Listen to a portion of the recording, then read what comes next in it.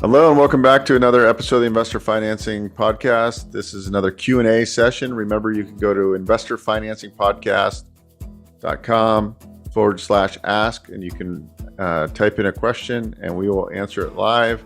So let's get started. All right, this one comes from Joe. He says, "Hey, Beau, I have an opportunity to buy an existing janitorial business. It's been in business for about 3 years and is cash flowing well. It's on the market for $265,000. It's doing about $500,000 a year in gross revenue. I'm waiting for the seller's financials. How would you recommend I start the due diligence process? Thanks in advance." Okay, very good. So janitorial business, it's doing $265,000. Okay, no, he's selling it for $265,000. He's doing around $500,000 a year in gross.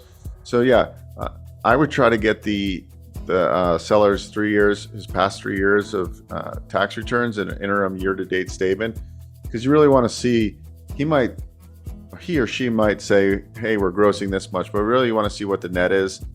And then you want to see if there's any add backs, if they're running any personal expenses through there. So you get a really good idea of what the true net would look like.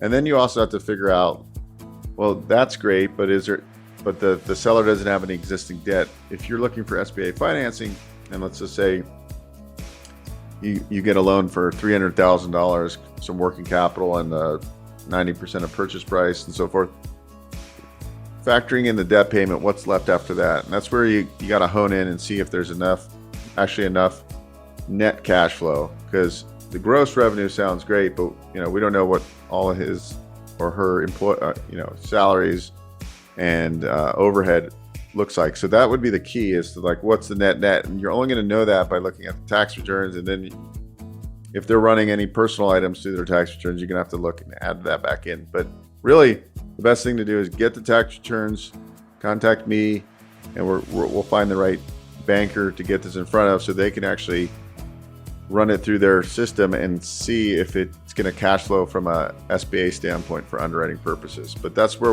we would start, is what's the seller's discretionary income? Are there any add backs? And then you can really see, is it a cash flowing business or not? And that's really going to be the determination of what you're probably going to offer to the seller for payment or for a purchase price. Anyways, hope that helps. Feel free to book a call below. Hi, this is Beau, host of the Investor Financing Podcast.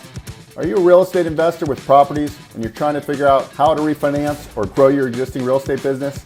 Need some clarity and a game plan for moving forward? I'm offering a free strategy call where we dive deep on your real estate investing goals.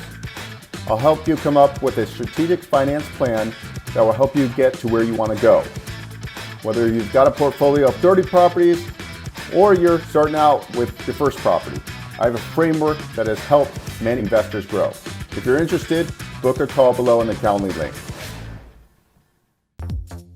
Hey guys, Beau here. If you enjoyed what you saw, please subscribe to this channel. We talk all things financing. I've been in the lending industry for over 20 years, and I'm happy to answer your questions and provide great content.